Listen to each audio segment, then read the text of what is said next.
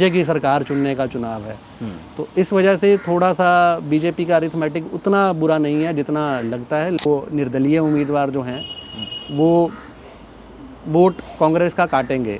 5 सीटें ऊपर नीचे हो सकती हैं, 50 भी गिर सकती हैं और 60 भी जा सकती हैं। निर्दलीय उम्मीदवार भी, चूंकि हरियाणा में निर्दलीय उम्मीदवार अच्छा करते आए हैं, बीजेपी ने अपना ये चुनाव पूरा का पूरा ये जो छोटे दल हैं या फिर जो निर्दलीय हैं उनके ऊपर कहीं ना कहीं छोड़ दिया है।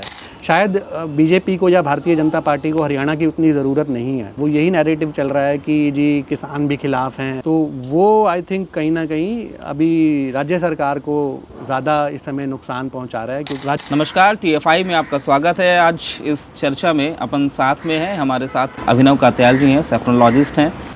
सरल शब्दों में कहें तो चुनावी आंकड़ों का पोस्टमार्टम करते हैं और आपको एक तस्वीर दिखाते हैं कि यहाँ होने वाला क्या है। लेकिन आज हम इनसे मैथमेटिक्स के साथ साथ केमिस्ट्री को भी समझेंगे और हमारे साथ में प्रीतिश मिश्रा हैं और ये भी अपने सवाल जवाब करेंगे। शुरुआत करते हैं अभिनव जी से। अभिनव जी, हरियाणा पर सबकी नज़रें हैं, कैसा राज्य है जो कि दिल्ली से बिल्कुल लगा हुआ है, और जिस तरह के लोकसभा में नतीजे आए हैं, आपको क्या तस्वीर नज़र आती है? बिल्कुल शॉर्ट में इसको ज़रा समझाएं। अगर हम लोकसभा चुनावों से ही इसको शुरू करें तो लोकसभा चुनावों के जो नतीजे थे उसमें सीटें तो आधी आधी डिवाइड हो गई दोनों मुख्य पार्टियों में, बीजेपी और कांग्रेस में। लेकिन वोट शेयर अगर हम देखें तो कांग्रेस ने बीजेपी से ज़्यादा लिया।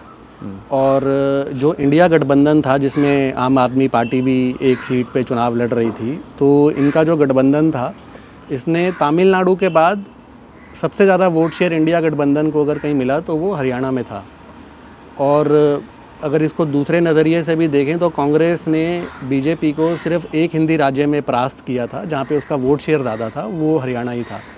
तो लोकसभा चुनावों से ही स्थिति थोड़ी थोड़ी क्लियर होनी शुरू हो गई थी, स्पष्ट होनी शुरू हो गई थी कि ये चुनाव जो है विधानसभा का काफ़ी मुश्किल होने जा रहा है बीजेपी के लिए। अरिथमेटिक की आप बात कर रहे थे, तो अरिथमेटिक को अगर हम देखें तो बीजेपी उतनी कमज़ोर नहीं है, उसके पास ठीक ठाक अरिथमेटिक है बीजेपी के पास। लेकिन बीजेपी के अगेंस्ट या खिलाफत में जो इस समय चीज़ जा रही है वो केमिस्ट्री है। अच्छा, जो 10 साल की एंटी इनकम्बेंसी है इस समय, चाहे वो लोकसभा या विधानसभा या फिर हम कहें मतलब केंद्र की सरकार हो या फिर राज्य की सरकार हो या फिर हम पंचायत या नगर निगम या नगर पालिका, नगर परिषद, इन सब में बीजेपी का ही वर्चस्व रहा है। आपका पंचायत से लेके पार्लियामेंट तक सभी जो प्रतिनिधि रहे हैं वो बीजेपी के ही रहे हैं। तो 10 साल की जो गवर्नेंस है, 10 साल की जो डिलीवरी है, अब वो भी कहीं ना कहीं अकाउंटेबिलिटी में आ रही है। तो वो एक जो एंटी इनकम्बेंसी बन गई है, धारणा यही है कि उतना डिलीवरी नहीं हुआ, उतना गवर्नेंस अच्छा नहीं था। तो उस पे जहाँ पब्लिक अब उन मुद्दों पे भाजपा को जज करने लगी है तो वो उसकी स्थिति को कमज़ोर कर रही है। तो मोटा मोटा अरिथमेटिक में भी थोड़ा सा बीजेपी पीछे है, क्योंकि कांग्रेस के पक्ष में जो एक चीज़ इस समय जा रही है, जो प्रदेश की 2 बड़ी जातियां या समाज हैं उनका जो टिल्ट है या उनकी जो लामबंदी है, लोकसभा में हमने देखा था कि काफ़ी अभूतपूर्व था, वो कांग्रेस की तरफ था उनका टिल्ट। अब विधानसभा में ज़रूर ऐसा होगा कि छोटे छोटे प्लेयर भी अब उतना लोकल, क्योंकि चुनाव होगा तो लोकल लेवल पे वो कुछ कुछ वोट काटेंगे। लेकिन अभी भी 2 बड़ी जो जातियां हैं या समाज हैं उनका अभी कांग्रेस की तरफ ही झुकाव है। तो लेकिन बीजेपी का भी ठीक ठाक है अरिथमेटिक, क्योंकि शहरी क्षेत्रों में बीजेपी मजबूत है, कांग्रेस उतनी मजबूत नहीं है। और उसके अलावा जो जाट नॉन जाट की पॉलिटिक्स हुई है, जो जातीय पॉलिटिक्स जो हुई है पिछले 10 साल में, वो उसका असर कुछ कुछ क्षेत्रों में अभी भी रहेगा, जहाँ पर दूसरा जो समाज है, जाट समाज है, अगर वो अग्रेसिव रहेगा कुछ कुछ ग्रामीण क्षेत्रों में, तो उसका थोड़ा काउंटर पोलराइजेशन हो सकता है, क्योंकि लोकल चुनाव है, एंटी इनकम्बेंसी भले हो लेकिन अब राज्य की सरकार चुनने का चुनाव है। तो इस वजह से थोड़ा सा बीजेपी का अरिथमेटिक उतना बुरा नहीं है जितना लगता है, लेकिन केमिस्ट्री बीजेपी के खिलाफ है। अच्छा, 2 बड़ी जातियों की आपने बात की है। एक तो आपने पहलू समझा दिया कि लोकसभा में एंगर निकला और आरक्षण की बात रही हो या जो भी चीज़ें रही उस वजह से एक पार्टी दूसरी तरफ, मतलब एक जो बड़ा समुदाय था वो कांग्रेस के साथ गया।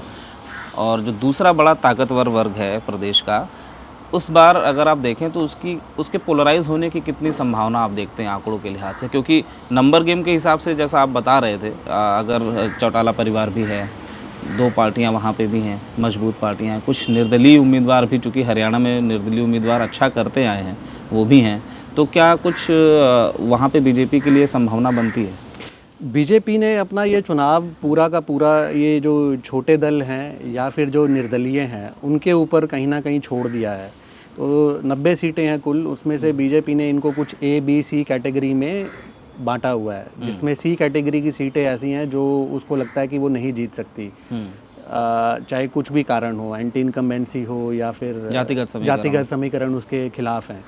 तो वो सीटों को उसने बिल्कुल उस पर उसका फोकस नहीं है। वो सीटों पे वो उसकी जो कोशिश है वो ये चाहे जननायक जनता पार्टी हो दुष्यंत चौटाला की, या INLD हो अभय चौटाला की, फिर वो BSP को भी ले आए, फिर वो चंद्रशेखर को भी ले आए, उनका भी अलायंस करवा दिया इनके साथ, क्योंकि यही 2 समाज जो हैं वो बीजेपी की खिलाफत कर रहे हैं। तो ये वोट काटने के लिए कोशिश तो कर रहे हैं वो कि इनको मजबूत किया जा सके। और आप इन सीटों पे देखिएगा बीजेपी के जो उम्मीदवार हैं वो कमज़ोर हैं। बीजेपी ने टैक्टिकली इन सीटों पे कुछ जैसे सिरसा ज़िला सबसे खास इसमें उभर के आ रहा है, जहाँ पे बीजेपी ने बहुत ही कमज़ोर उम्मीदवार दिए हैं। वो फ़ायदा जो है इनेलो और जो चौटाला परिवार जो है वो भी आपस में टैक्टिकल अलायंस कर रहे हैं। हाँ, दिख रहा है वो साफ साफ कि नामांकन में भी पहुंचे थे। तो चाहे वो चौटाला के जितने भी धड़े हैं इस समय वो सारे टैक्टिकली पर्दे के पीछे तो साथ दिख रहे हैं अपनी सीटें निकालने के लिए, ताकि कांग्रेस ना जीते। उनका वजूद का सवाल है। तो गिव एंड टेक का एक फॉर्मूला है जहाँ पे बीजेपी भी उनको पास दे रही है और फिर उनका भी फ़ायदा है लोकदल पार्टियों का। तो कहीं ना कहीं वो उस वोटर को डिवाइड करने की कोशिश है ताकि कांग्रेस को कम से कम वो सीटें ना जीतने दी। मतलब जाट वोट क्या बटने की उम्मीद है या उसका मन एकदम स्पष्ट है कि नहीं एकजुट होकर ही वोट करना है? जो पंचायती उम्मीदवार है ना, जहाँ पर पंचायतों ने समर्थन देना शुरू किया है, क्योंकि कुछ सीटें ऐसी हैं जहाँ पर अच्छा उम्मीदवार था, 5 साल से मेहनत कर रहा था, उसको टिकट या तो कांग्रेस ने नहीं दिया या बीजेपी ने नहीं दिया। तो ऐसे उम्मीदवार सिंपैथी थोड़ी रखते हैं, एक इमोशनल कार्ड वो भी खेल रहे हैं। तो वो कहीं ना कहीं कुछ वोट वहाँ बटेगा। वो निर्दलीय उम्मीदवार जो हैं वो वोट कांग्रेस का काटेंगे। जैसा हमने कंसोलिडेशन, जातीय कंसोलिडेशन हमने लोकसभा चुनाव में देखा था, उतना अब नहीं होगा विधानसभा में उस स्केल का नहीं होगा, चाहे वो SC समाज हो चाहे वो जाट समाज हो, क्योंकि लोकल उम्मीदवार भी कहीं ना कहीं जो है वो वजूद रखता है और वो कहीं ना कहीं पिक्चर में भी आ जाता है जब MLA का चुनाव हो या पार्षद का चुनाव हो या सरपंची का चुनाव हो। ये लोकसभा का चुनाव नहीं है जहाँ पर सिर्फ पार्टी के नाम पर वोट हो या प्रधानमंत्री के नाम पर वोट हो या राष्ट्रीय मुद्दों के नाम पर वोट हो। ये लोकल चुनाव है, लोकल एंटी इनकम्बेंसी है और फिर पब्लिक कहीं ना कहीं ये देखती है कि मेरे साथ कौन सा उम्मीदवार खड़ा रहने की ज़्यादा संभावना है चुनाव के बाद। तो ऐसे जो अच्छे उम्मीदवार हैं जो पब्लिक में अपनी इमेज अच्छी रखते हैं या उनका ज़मीन पे जनाधार है, वो वोट तो काटेंगे, इसमें कोई दो राय नहीं है। और हरियाणा का इतिहास रहा है, हम 1966 से उठाकर देख लें, 2024 में हम हैं, तो इतने चुनाव हुए हैं, हर चुनाव में जो निर्दलीय हैं वो 10% से ज़्यादा वोट लाते हैं। बिल्कुल। और करीब 10% सीटें भी वो जीतते हैं। बिल्कुल। तो इस बार भी ऐसा होने जा रहा है जहाँ पर ये निर्दलीय 10% से ज़्यादा वोट लेंगे और कोई बड़ी बात नहीं। और इसमें आप कहीं भी आश्चर्यचकित ना होना कि ये अगर 8-9 सीटें ले गए जीत सकते हैं वो। तो अब लोग ये समझना चाहते हैं कि आंकड़ों की जो जादूगरी होती है, मतलब जो आप जिस तरीके से आंकड़ों का विश्लेषण करते हैं, इस टर्म बहुत पॉपुलर रहा है, खासकर जब से चुनाव जो है आम लोगों के जीवन में ज़्यादा शामिल हुए हैं। मुझे लगता है कि टीवी चैनल्स हों या डिजिटल मीडिया भी हो, तो जिस तरह से लेकिन एग्ज़िट पोल के नतीजे आए, लोग समझ नहीं पाते कि आंकड़े कहाँ गलत हो रहे हैं, आंकड़ों पे कितना डिपेंडेंट रहा जाए। और आप किस तरीके से काम करते हैं, मतलब? मेरा ये व्यक्तिगत मानना है कि जो पोलस्टर्स होते हैं या ये जो सर्वे एजेंसी हैं, इन्होंने चुनाव को काफ़ी कॉम्प्लेक्स कर दिया है। अच्छा। चुनाव को समझना मुझे लगता है कि उतना मुश्किल नहीं है जितना हम इनके जाल में फंस के उलझ जाते हैं और फिर हमें लगता है कि चुनाव काफ़ी कॉम्प्लेक्स हो रहा है, समझ नहीं आ रहा कि क्या होगा। मेरा ऐसा मानना है कि अगर आप 10 लोगों से आसपास भी बात कर लेंगे तो आपको एक सैंपल मिल जाता है कि क्या हो सकता है चुनाव में। आपके आजू बाजू या आपके जो सर्कल में जो लोग हैं, आप उनसे भी बात करके समझ सकते हैं कि पिछली बार किसको वोट दिया था, इस बार किस तरफ वो जा सकते हैं या उनका क्या विचार बन रहा है। ये भी एक सैंपल ही है। तो इससे भी कहीं ना कहीं एक धारणा आप बना सकते हैं कि क्या चेंज हुआ है पिछले 5 वर्षों में। मेरा जो ऑब्जर्वेशन रहता है या मेरा जो चुनाव को समझने का नज़रिया रहता है, वो लोगों से बात करके ही एक सैंपल मिल जाता है। मुझे नहीं लगता कि इसके लिए एक पोलिंग एजेंसी की ज़रूरत है जहां मैं 5000 गाँव में जाकर हर आदमी से पूछूं कि क्या होने जा रहा है। मोटा सैंपल इतना करने के बाद भी जैसे लोगों का ये सवाल है कि आप आंकड़ों पे कितना निर्भर रहे। आप जैसे कह रहे हैं कि मैथमेटिक्स से ज़्यादा केमिस्ट्री इंपॉर्टेंट होती है, और लोग ये जो डिपार्टमेंट है या जो लोग हैं केमिस्ट्री पढ़ने में चूक जाते हैं और नंबर्स ही गिनाते हैं कि ये जाति इतने % है, ये ऐसा हो गया, पिछली बार इतनी थी, इस बार इतनी है। और इसके बाद आप देखते हो कि अचानक से आप किसी को 350 दे रहे हो, 400 दे रहे हो और बाद में उसके आधे में आके रह जाते हो। उनका काम है कि एक नंबर निकालना। आज मैं बैठ के एक नंबर नहीं दे सकता कि इतनी ही सीट आएंगी या इतना ही वोट शेयर आएगा, लेकिन एक डायरेक्शन हम बता सकते हैं कि चुनाव किस तरफ जा रहा है। अब ये एंटी इनकम्बेंसी अगर चुनाव 2005 की तरह ही या 2014 की तरह ही शेप अप हुआ तो फिर एंटी इनकम्बेंसी में तो कोई अपर लिमिट ही नहीं होती। बिल्कुल। आज पूर्ण बहुमत से लेके और एक पूरी स्वीप तक का चुनाव हो सकता है। वो एक नंबर कोट करना, अभी जब सिर्फ नामांकन ही हुए हैं, अभी 3 हफ्ते पड़े हैं वोटिंग में, अभी तो जनता, मैं आपको ना इसको थोड़ा सा ब्रेकअप करके बताता हूँ। मेरे हिसाब से ना चुनाव जो है वो 40 दिन का एक साइकिल होता है, जिसमें पहले 10 दिन ये स्पेकुलेशन चलता है कि कौन जीतेगा, फिर अगले 10 दिन स्पेकुलेशन चलता है कि किसको टिकट मिलेगी, फिर अगले 10 दिन स्पेकुलेशन चलता है कि टिकट मिलने के बाद जब वो नामांकन हो जाते हैं कि किसका जो चुनाव है वो उठ रहा है, किसका चुनाव डाउन जा रहा है या किसका कैंपेन अच्छा जा रहा है, किसका कैंपेन डाउन जा रहा है। लास्ट के 10 दिन में फिर ये पता चलना शुरू होता है कि कौन जीत रहा है। तो वो स्पेकुलेटिव ही है सारा। तो ये अभी भी स्पेकुलेशन में ही ये सारा नंबर गेम चल रहा है कि कितना हो सकता है, क्या होगा।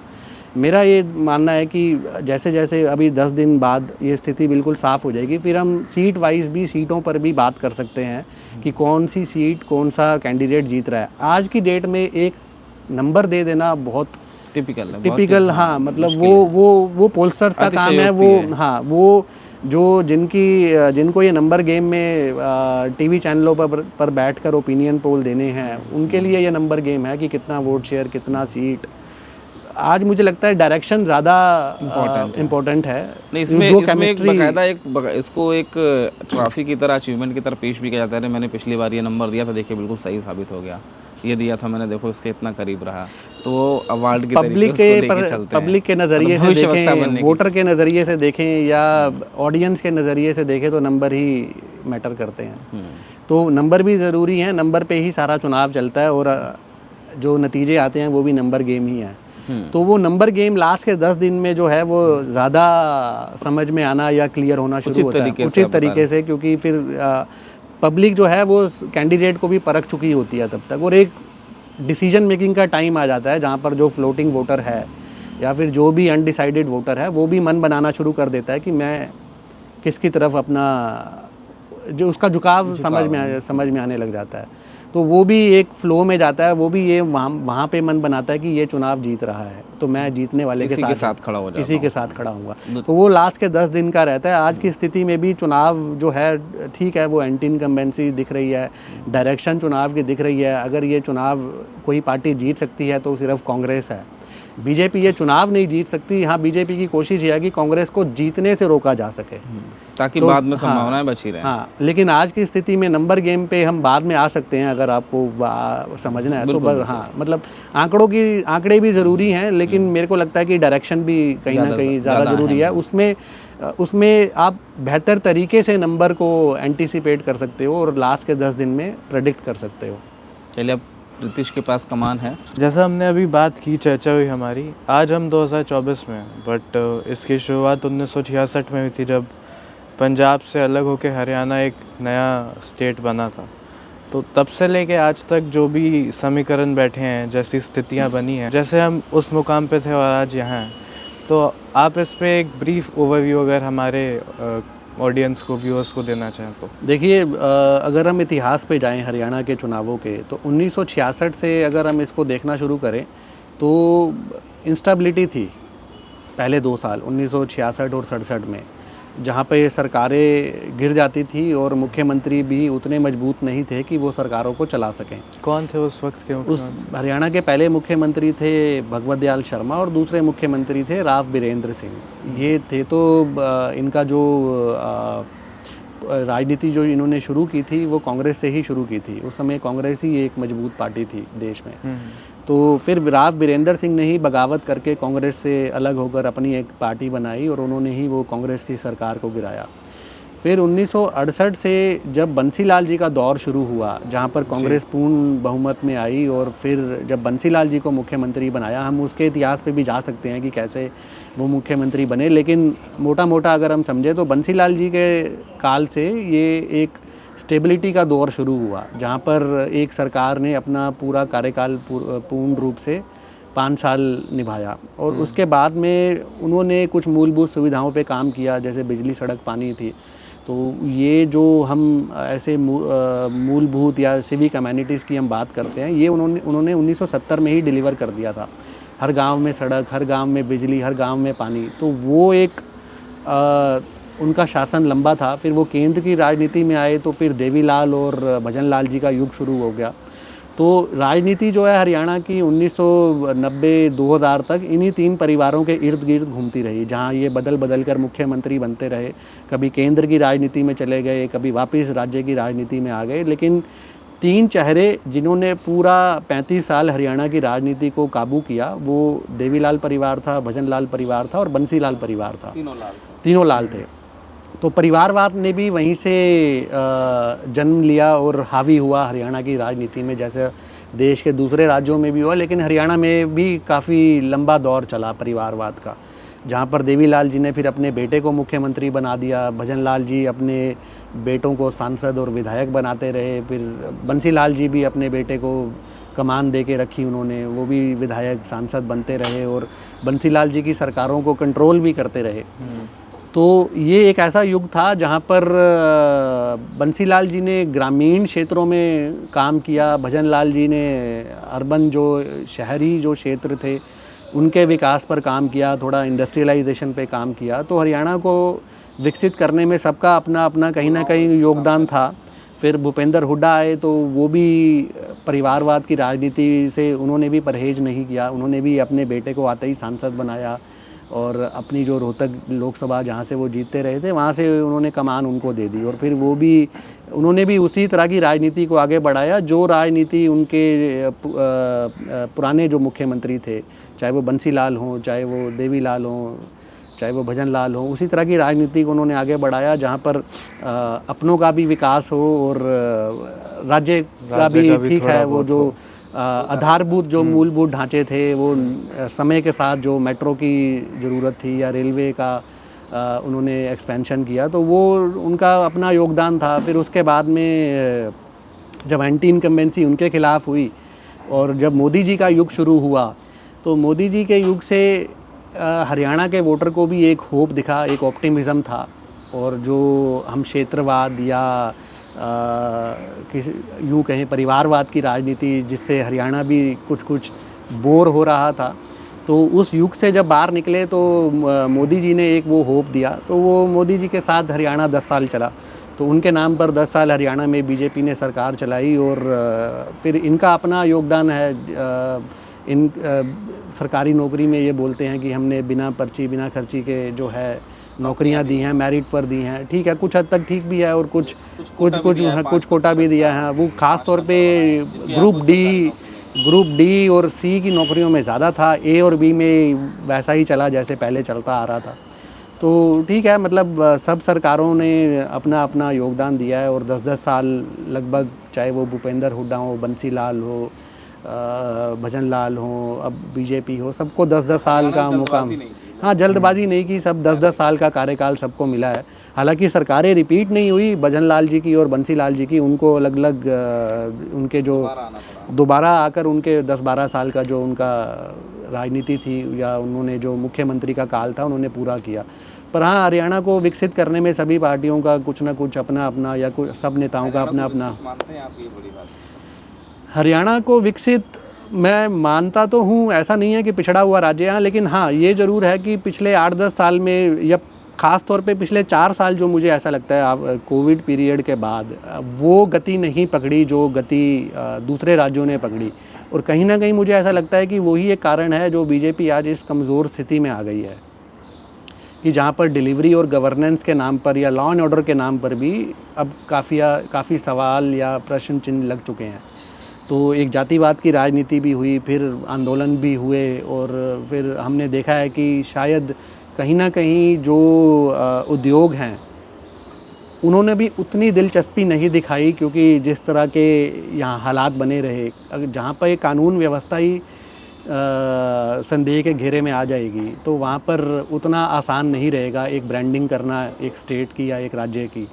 और फिर मुझे ऐसा लगता है कि कहीं ना कहीं जो राज्य की सरकार थी, चाहे 2 मुख्यमंत्री रहे हैं, खट्टर साहब और नायब सिंह सैनी, इन्होंने भी उतनी दिलचस्पी नहीं दिखाई कि कुछ हालांकि नायब सैनी को तो समय ही बहुत कम मिला है तो उतना उनको नहीं कह सकते, लेकिन खट्टर साहब ने वो विज़न नहीं दिखाया कि किसी एक क्षेत्र को ही विकास उस पे ही फोकस कर लेते। जैसे भजन लाल जी थे, उन्होंने हिसार के आसपास के क्षेत्रों को उस पे वहाँ काफ़ी उन्होंने आधारभूत जो ढांचे थे उनके ऊपर काफ़ी काम किया। फिर सिरसा में देवीलाल जी या ओम प्रकाश चौटाला जी थे, उन्होंने उसके विकास पे काम किया। रोहतक में भूपेंद्र हुड्डा ने या भिवानी में बंसी लाल जी ने अपने अपने क्षेत्रों के छत्रप वो बन गए थे, क्योंकि वहाँ पर वो फोकस करते थे, वहाँ पर डिलीवरी पे, वहाँ की गवर्नेंस पे उनका काफ़ी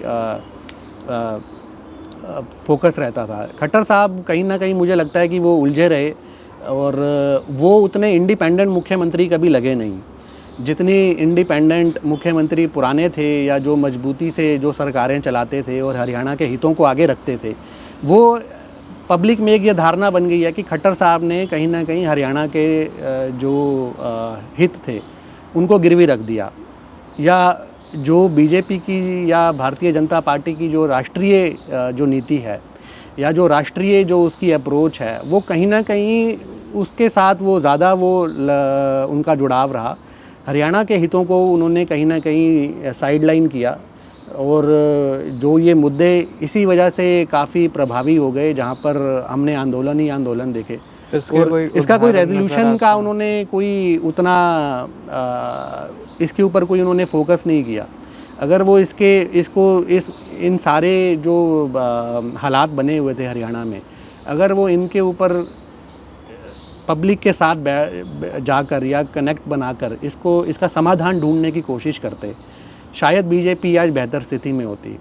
तो उद्योग के हिसाब से बहुत ज़रूरी, उद्योग के हिसाब से बहुत ज़रूरी था कि ये कहीं ना कहीं अलाइनमेंट रहता और इतना जो उठापटक जो चलती रही और कभी सड़कें बंद हैं, कभी हाईवे बंद हैं, कभी आप देखें तो आंदोलन हो रहा है।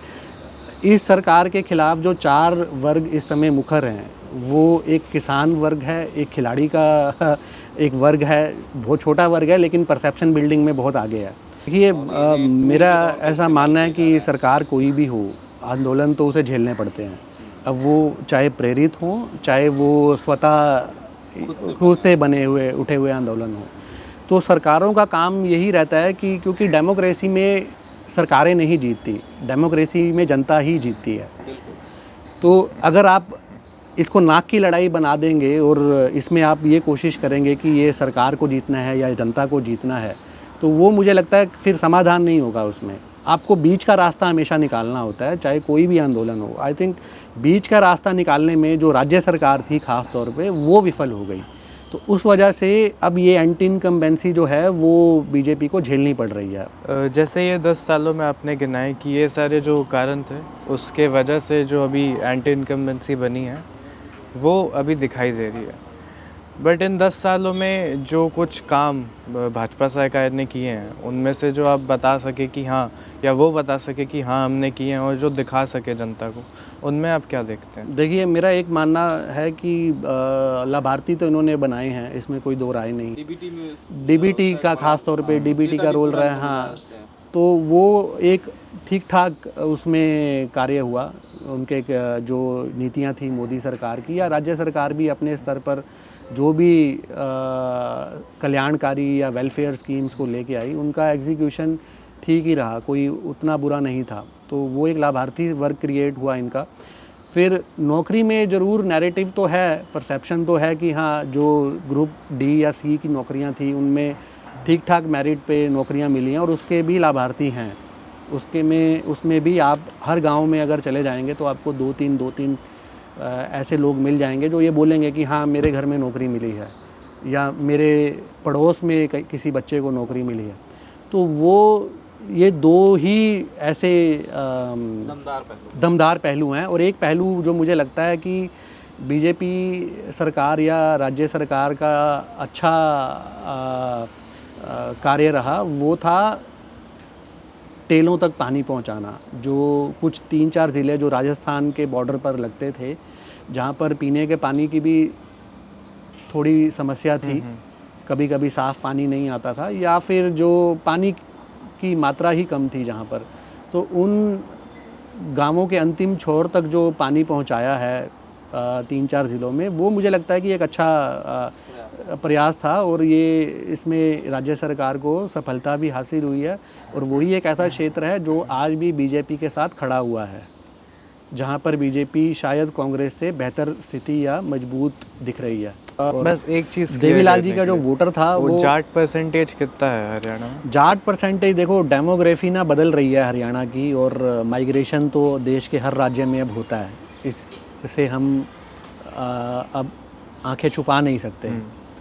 माइग्रेशन की वजह से और उसके अलावा जो जिस तरह से गुड़गांव, फरीदाबाद, पानीपत, यमुनानगर, अम्बाला जैसे शहरों का विकास जो हुआ है पिछले 20 सालों में, जिस तरह से नए लोग आ गए हैं और कुछ आउट माइग्रेशन तो हरियाणा से भी हुआ है। जैसा पंजाब में हम देखते हैं कि आउट माइग्रेशन पश्चिमी देशों में हो रहा है, वैसा ही हरियाणा के जो पंजाब से लगते बॉर्डरिंग जो ज़िले हैं, चाहे वो सिरसा हो, फतेहाबाद हो, कैथल हो, जींद हो, कुरुक्षेत्र हो, यमुनानगर हो, अम्बाला हो, इन सब में ज़िलों में भी वैसी ही स्थिति है। यहाँ पे भी इंडस्ट्री उतना नहीं है और ग्रामीण क्षेत्र हैं, और फिर यहाँ पे जो एस्पिरेशन ज़्यादा हैं। तो भजन लाल जी नॉन जाट की पॉलिटिक्स करते रहे, वो जो वैक्यूम था वो उन्होंने फिल किया। तो आज के हिसाब से कौन कौन से वो इलाके हैं जहाँ पे कांग्रेस बेस्टन है और कौन कौन से वो इलाके हैं जो भाजपा? देखो, इसको ना हम 3 हिस्सों में डिवाइड कर सकते हैं। एक हमारा जो 3 हाईवे हैं, जो पुराने हाईवे हैं, एक NH1 है जो GT रोड है, दिल्ली से अम्बाला और पूरा अमृतसर तक जाता है।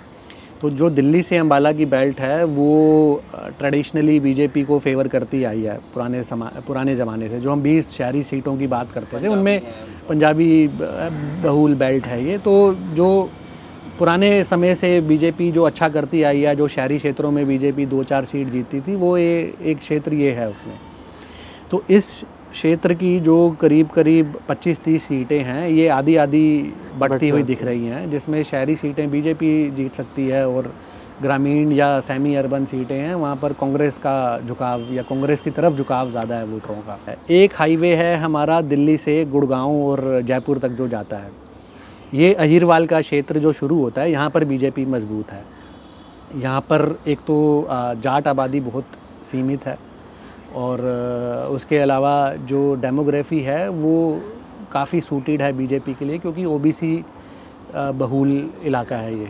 इलाका थोड़ा अर्बन भी है और हम जातिगत समीकरण भी बीजेपी के फेवर में है। तो ये अहिरवाल का क्षेत्र जो NH8 जो पुराना हमारा दिल्ली से गुड़गांव और ये फिर रेवाड़ी अलवर होते हुए जयपुर तक जाता है, जो राजस्थान और आगे गुजरात और महाराष्ट्र तक जाता है। तो ये एक ऐसा क्षेत्र है जहाँ पर बीजेपी मजबूत है, जहाँ पर पूरा जाट लैंड है, वहाँ पर कांग्रेस बहुत मजबूत स्थिति में है।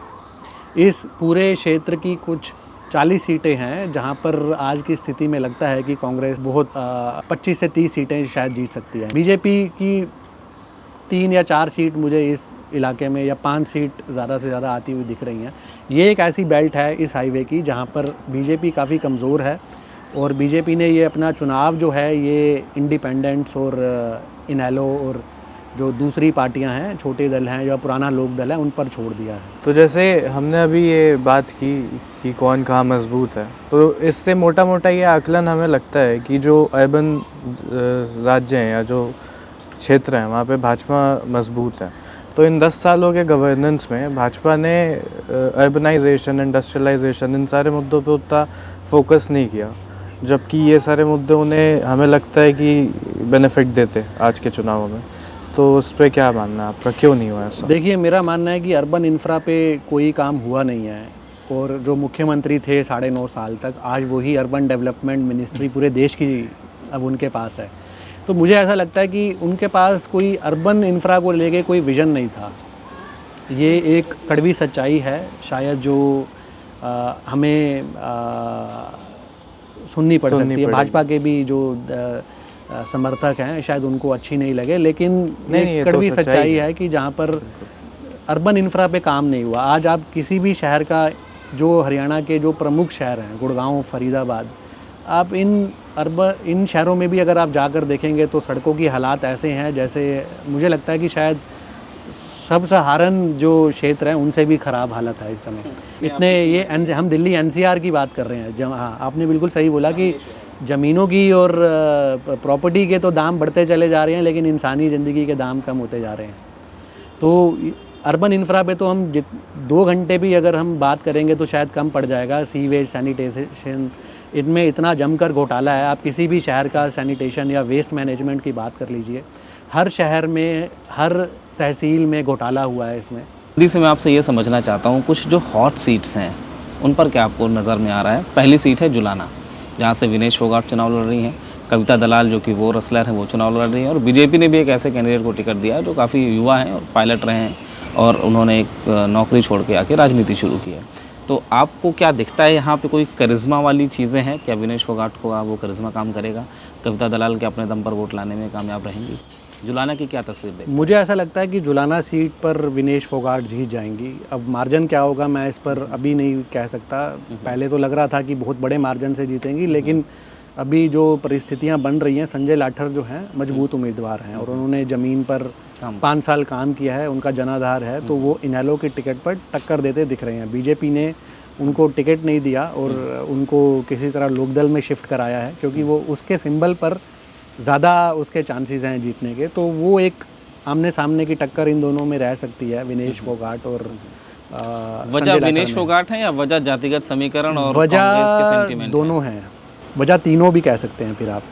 एक तो जातिगत समीकरण है और विनेश फोगाट को लेकर सिंपैथी है हरियाणा में। कोई भी समाज ऐसा नहीं है हरियाणा में जो विनेश फोगाट को पसंद ना करता हो क्योंकि उसने ये आंदोलन किया, ऐसा नहीं है। अभी की स्थिति में 55-25 का चुनाव लगता है। 5 सीटें ऊपर नीचे हो सकती हैं, 50 भी गिर सकती हैं और 60 भी जा सकती हैं, और उधर 25 लगती हैं आज के रियलिस्टिक नंबर। 30 बहुत मुश्किल लगता है, 20 भी जा सकता है। तो वो 25 और 55 का चुनाव मानकर चलिए, जहाँ पर 5 सीटों में प्लस माइनस दोनों तरफ आप कर सकते हैं। यहाँ का चुनाव इसलिए बहुत महत्वपूर्ण है क्योंकि एक तो लोकसभा चुनावों के ठीक बाद यहाँ पर इलेक्शन होने वाला है। अगर बीजेपी को ये बताना है कि नहीं, उसका जनादेश खिसका नहीं है, जनता पे उसकी पकड़ अभी भी बनी हुई है, तो हरियाणा उसके लिए बहुत महत्वपूर्ण है। दूसरी बात ये है कि हरियाणा बिल्कुल दिल्ली से लगा हुआ राज्य है। पंजाब में पहले ही आम आदमी पार्टी की सरकार है, और अगर इन दोनों राज्यों में विपक्षी सरकारें आ गईं तो चाहे वो आंदोलनकारी हों, चाहे वो प्रदर्शनकारी हों, चाहे दूसरी तमाम चीज़ें हों, वो सीधे दिल्ली की दहलीज पर रहा करेंगी, और जाहिर सी बात है केंद्र सरकार इससे सहज नहीं होगी कम से कम। इसलिए हरियाणा का चुनाव बहुत महत्वपूर्ण है, और इसीलिए हमने इन तमाम मुद्दों पर, तमाम सारी बातों पर अभिनव जी से चर्चा की। आपका बहुत बहुत शुक्रिया कि आप हमारे साथ में आए।